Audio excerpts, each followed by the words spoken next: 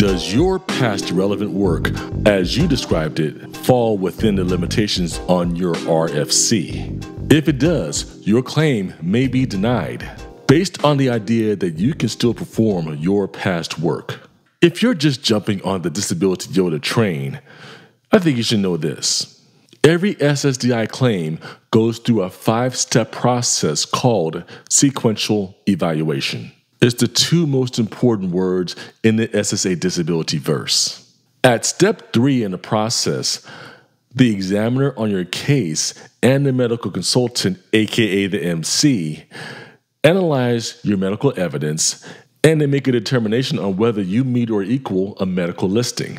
But if you don't, the MC fills out what is called a residual functional capacity form, also called an RFC. And the RFC is the most you can do with your conditions in an 8-hour workday or 40-hour work week. And then the case goes to step 4 of sequential evaluation. And step 4 is this: can you perform past relevant work? What's that? I'll tell you what's that.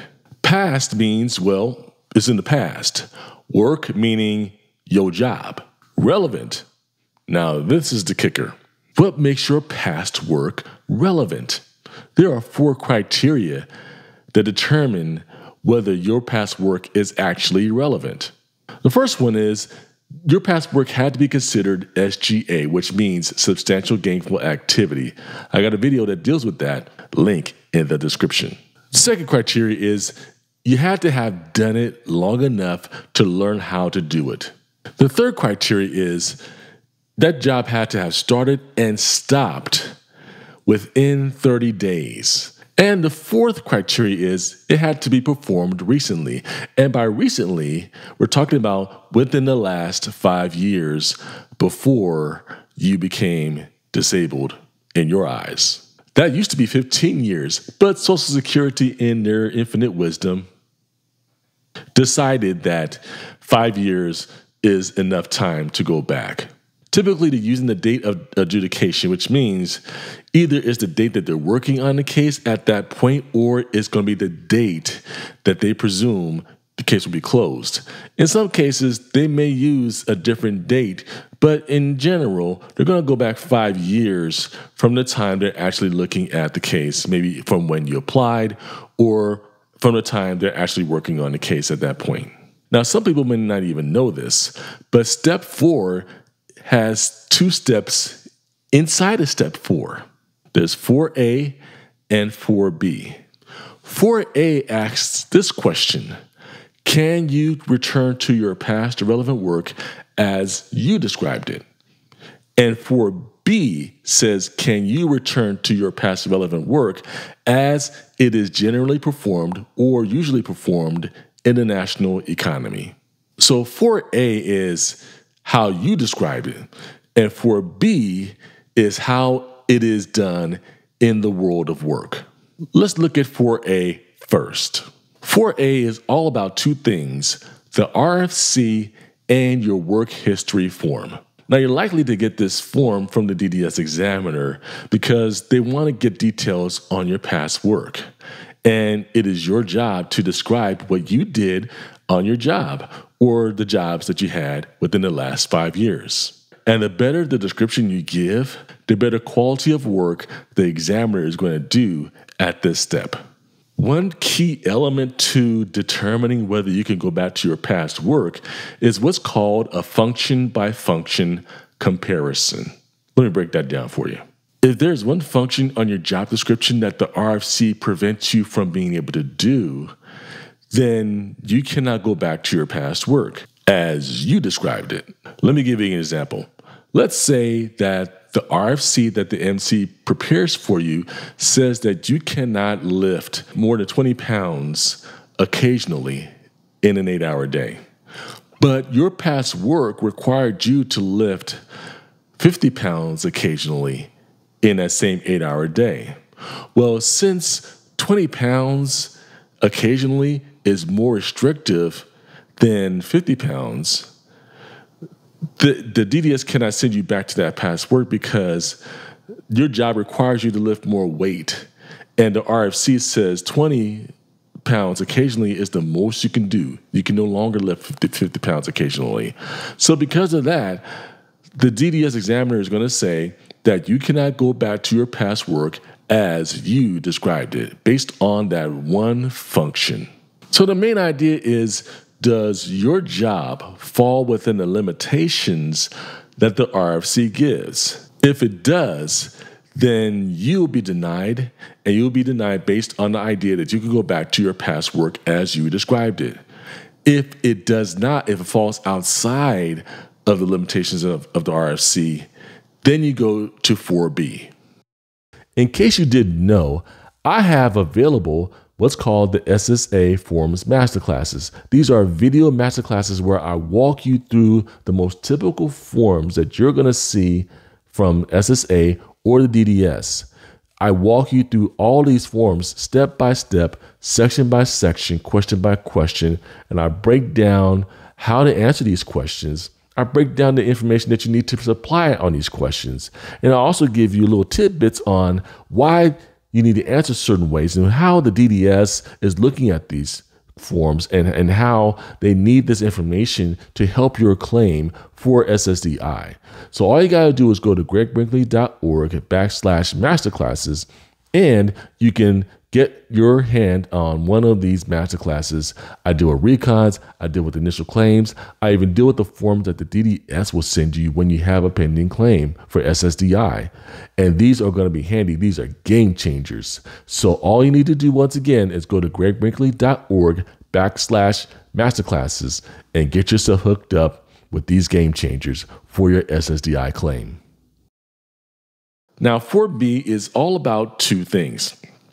Now, as I said before, 4A is all about the RFC and your work history form. But when it comes to 4B, it's all about the job search and your work history form. Let's take a look at that real quick. Now, when the examiner gets to 4B, the examiner is going to be going into some job searches. And they're searching for your job in the national economy. Now, the job searches that the DDSs use are from the Department of Labor, the United States Department of Labor, and there are certain ones that they have access to. One of the main ones is called the Dictionary of Occupational Titles. It's been around since heck was a pup. There's been 4 different versions of this, and the last update was back in 1991. So that tells you just how antiquated and how old this one is. But it's still being used to some degree because there's still some usage behind it. But there are a lot of jobs now that are not found in the DOT. There's also the SOC, the Standard Occupational Classification, and there's also what's called ONET, which is the Occupational Information Network. Now, what the examiner is doing is searching for the jobs that you did based on the description that you gave. So they're looking at your job titles, they're looking at your job duties, they're looking at classifications. They're also getting to details such as strength, materials, processes, tools used, technical knowledge, how many jobs exist in a particular region, and even the industry that the job falls under. Now, the examiner's job is to find the closest match in their search to the job that you listed in your work history form. And that's what's going to help them determine whether they can send you back to past work as it is done usually in a national economy.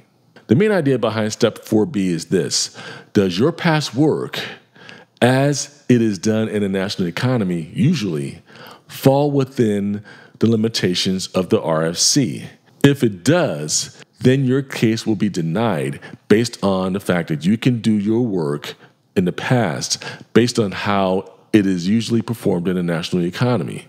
If your past work doesn't fall within the scope of the RFC, then they go to the next step, which is step 5 of sequential evaluation. Now, let me cover 2 important points about this whole idea behind PRW, aka past relevant work. The first point is you really need to give important specific details about your work history as it relates to your physical abilities and your mental abilities. Each job has physical and mental requirements needed to be able to do the job. Your jobs are no different. If you don't provide really good details on your work history form, then you can expect a phone call from the DDS examiner to get those details.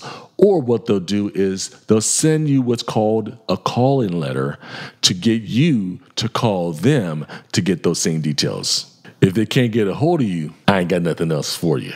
Second important point is this. It's important for you to give the details because it gives the examiner the best chance of finding the job in the national economy that is connected to what you did. That's why the work history form is so important, because it is the tool that they use to do the job searches to figure out what you did in the past. If you don't, expect that phone call or that call-in letter. And if they can't get a hold of you, I ain't got nothing else for you. Now, I'm reading your mind right now. I see you. And I already know, the YODAA already knows what you're thinking. And I bet you're going to have these kind of questions popping up in your head right about now. What if I was in the military? What if I worked in a foreign country? What if I only had part-time work? What if I did 2 different jobs, meaning that I had like one job that was like really 2 or 3 jobs all rolled into one?